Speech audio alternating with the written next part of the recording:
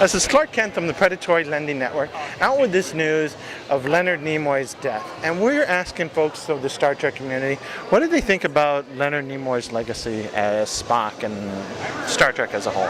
His legacy was amazing, it was huge. It affected everybody's life, and I remember growing up watching everything with him in it, like everything. And it's a tragedy, but you know, it was his time, and it's all right now. I think everybody would be okay with it. Now, I know Star Trek has been on the forefront of changing policy. They were like some of the first to show off new technology and deal with new social issues. How has Star Trek affected you personally and changed your life? And well, it's kind of neat seeing all the gadgets come to life, as far as the tablets and what have you. It's been pretty amazing watching it as a child and dreaming about it, and then having it come into reality. Now, I know Star Trek's a fictional thing and they deal with upcoming social issues. Is there any social issue that we're not quite dealing with in real life you'd like to see addressed on the show? I guess the main thing as far as now is the equality issue. That would be neat to see on the show. So in closing, is there any last minute things you'd like to say? Well, I just want to thank you for this. This is pretty amazing, and thank everybody else who is a huge fan of the show and of the movies. So this is Clark Kent from the Predatory Lending Network saying, live long and prosper. This is Clark Kent from the Predatory Lending Network with a special memorial for their Leonard Nimoy. Now, I'm with some Trekkies down here. So what do you guys think about Leonard Nimoy's legacy? Personally, I was about 13 years old when I first saw Star Trek. And as soon as I saw him as Spock, he became my hero, and he actually inspired me to go into science, and I became a physicist, and he was my hero. And he has influenced so many people around the world and around the entire world. I think his legacy is that tell people to live long and prosper. Well, I'm new in this one, and I just Edit.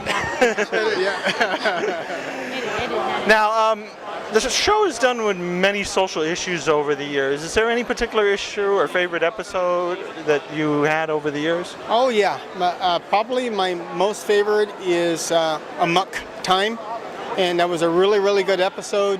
I really enjoyed the heck out of that, and I actually have all the series at home, from the original series, Next Generation, Deep Space Nine, Voyager, Enterprise, got them all on DVD or Blu-ray. Amok Time. What was that one about? You don't remember Amok Time? Okay. Let's see if I can cap this real quick.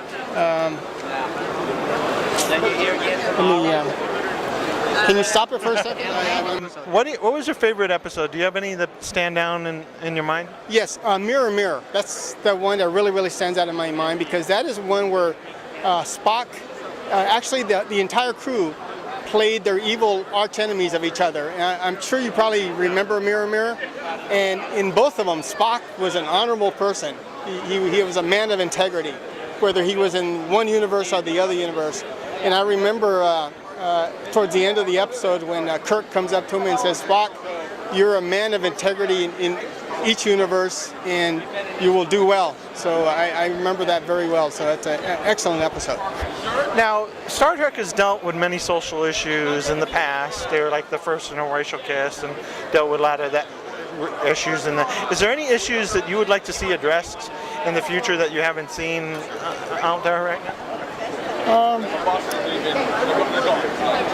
I think, given today's current situation, maybe something with a terrorist flavored, type thing, where they address that issue. Maybe they go to some planet or go to some civilization, and there's a terrorist faction out there very similar to ISIS, like right now, threatening the population. Something like that, I think, would be something current social issue. Yeah, well, me as a fan of Star Trek, didn't they deal with that with DS9 and the whole Maquis thing and stuff? Well, you're right. DS9 was to that effect. There was a terrorist group there, And it had a religious aspect because of And the it had a prophet. religious aspect. Aside from that, I really can't think of anything right now. Now, is there any last-minute things you'd like to say to the folks throughout the galaxy? Yes, as you well know, yesterday Leonard Nimoy passed away. The passing of a true legend, a true American icon, or world icon for that matter. And I know that we all will miss him very, very much. But yet, we still have 4 of the cast members around, and we hope to see them at conventions and making appearances, and may they all live long and prosper. In closing, this is Clark Kent from the Predatory Lending Network saying, live long and prosper. This is Clark Kent from the Predatory Lending Network, out with a special memorial to Leonard Nimoy's passing. I'm here with some, is that thing recording? I think so. I see the recording button. This is Clark Kent from the Predatory Lending Network, out with a special memorial for Leonard Nimoy passing this week. So what do you think about Leonard Nimoy's legacy out there right now? I think that very few people are fortunate enough to touch as many people as he did, have a wonderful body of work that is respected by legions and legions of fans. Not only Star Trek, but of course In Search Of, even some of his directorial stuff, his music sort of, maybe a little bit. And not only that, but very few people are lucky enough to know how loved that they were. And so I think that he lived a really good, long life, and he felt the love, especially at the end there. If you look at his last tweet, you can tell that he knew. Do you have a special episode that stands out in your mind, something? Of the original series? Any. Well, my favorite episode of the original series is For the World is Hollow and I Have Touched the Sky, which is more of a McCoy-centric episode than a Spock-centric episode. But Spock has always been a huge influence in my life. I'm a Trekkie from birth, so one of the only thing that I ever took with me from place to place, I grew up in a Navy family, so of course there was long periods of my life where I didn't have friends, and Spock was like my friend, and but I have a Spock poster that I've been carrying around. It's always the very first thing I hang up in every place that I live for 20 years. Now, do you see any particular things in Star Trek possibly coming true in the next couple of years, like technologies or anything? Because they seem to be at the breakthrough of things. So much of it already has. I think that it was so visionary of Gene Roddenberry and also many of the writers and designers.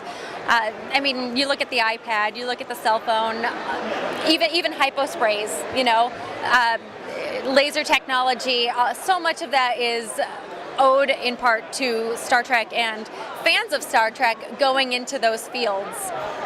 Now, Star Trek tends to deal with a lot of social issues. They were the first to deal with a lot of issues in the past. Is there an issue that you would like to see dealt with on the show that you don't think that's really being dealt with in society as a whole right now? Well, obviously there's no Star Trek series on the air right now, so... Comic books, then? Oh.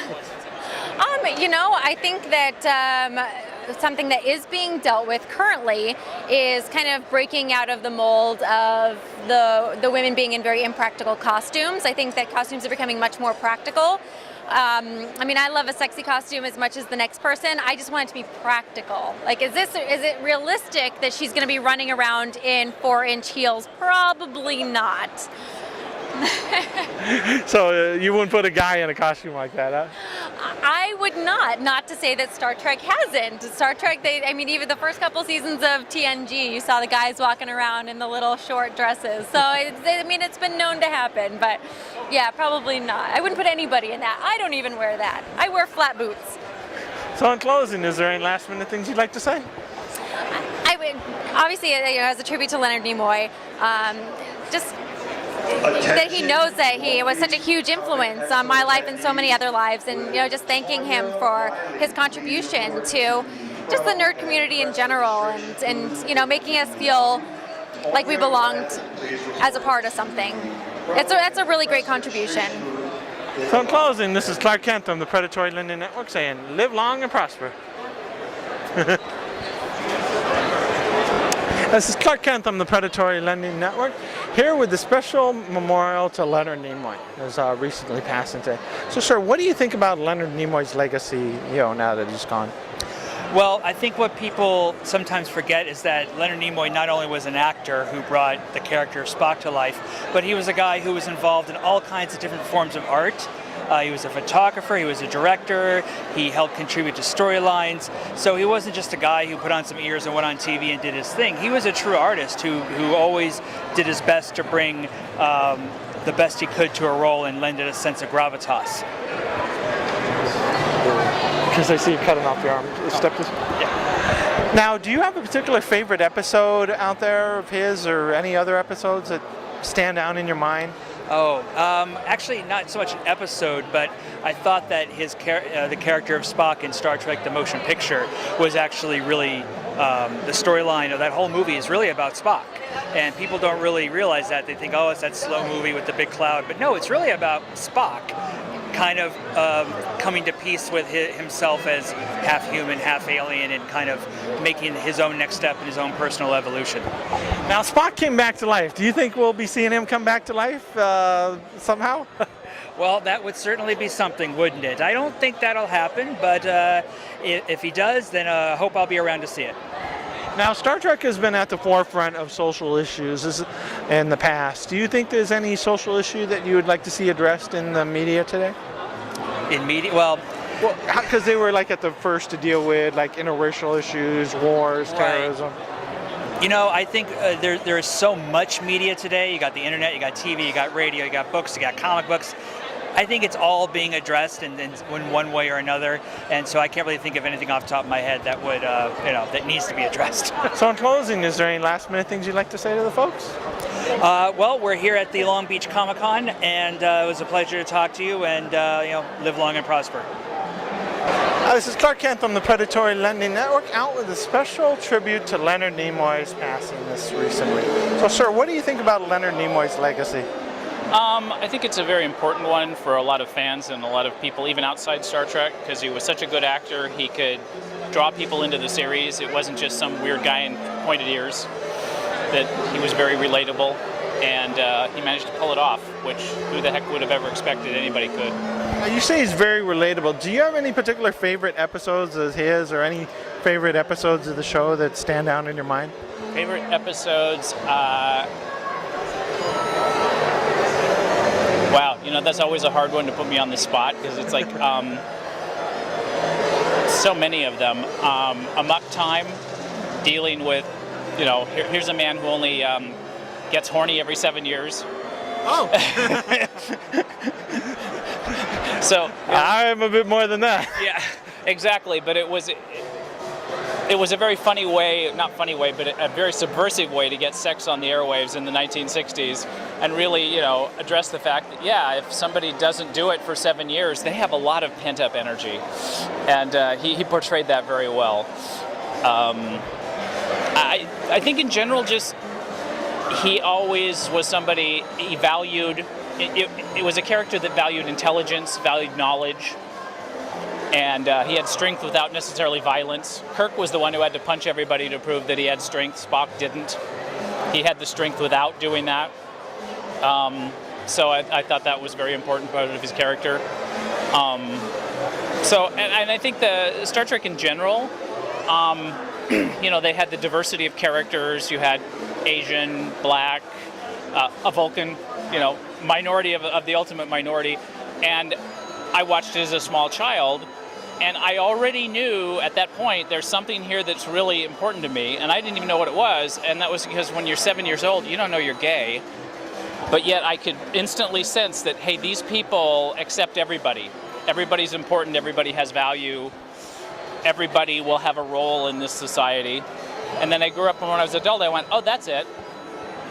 Now, Star Trek was the first to deal with many social issues, racial issues of their day, and other. Is there any particular social issue that you would like to see addressed on the show that we're not necessarily dealing with in society today? That we're not necessarily dealing with today? Well, because they seem to be at the forefront of everything. So if they were to do a Star Trek today, what kind of issue would you want to see them deal with?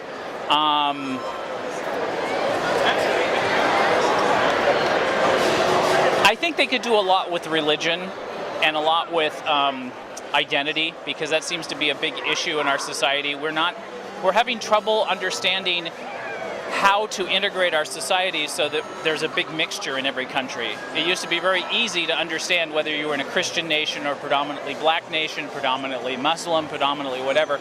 And now as cultures are mixing, we seem to be in this big pressure cooker. Yeah. Nobody really knows how to deal when, hey, it's no longer the white Christian nation, it's no longer the black Muslim nation, it's no longer the Chinese Buddhist nation.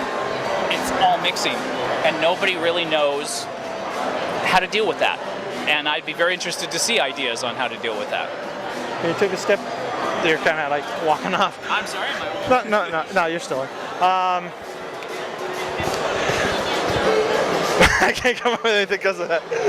So in closing, is there any last minute things you'd like to say? I was very saddened by his passing, but you know, he lived to be an 83, and although that's kind of a little early these days to pass away, can you imagine spending 83 years of your life being that rewarding of a career, that rewarding of he's an icon. Everyone will always remember him, and man, to spend even a day in his shoes would have been pretty awesome, and he spent 83 years in them. Now, Spock came back to life in, was it episode 3? Do you think we'll be seeing him come back to life anytime soon? I don't think we're going to see Leonard Nimoy come back unless somebody does a very, very tasteless fan film and incorporate zombies into it or something. So in closing, this is Clark Kent from the Predatory Lending Network saying, live long and prosper. Live long and prosper.